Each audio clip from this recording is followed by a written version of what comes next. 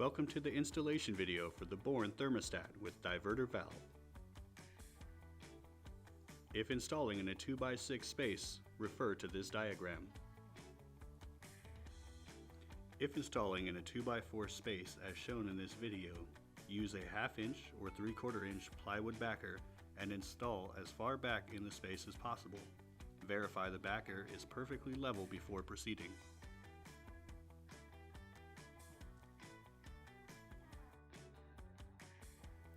Next, attach the valve to the backer using wood screws.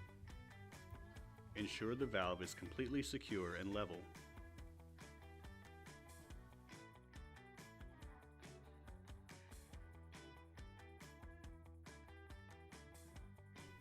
For ease of install, we highly recommend pre-soldering the fittings on the copper pipes first, and then attaching the whole assembly to the valve. This allows you to plumb up the valve without having to remove cartridges or service stops. However, if you are in a position where this install method is not possible, remove both cartridges and service stops before using heat next to the valve, as this will cause damage to them. You can view a video on how to do this on our website or by contacting our support team. Once complete, attach the 3/4 inch hot and cold supply lines and firmly secure with a wrench.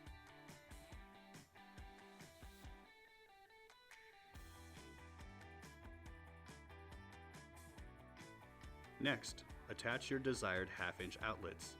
This valve is capable of up to 3 outlets.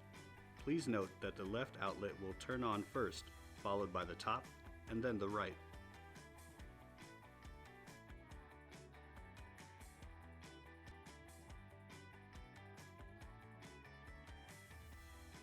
If using less than 3 outlets, cap off any of the outlets that are not in use.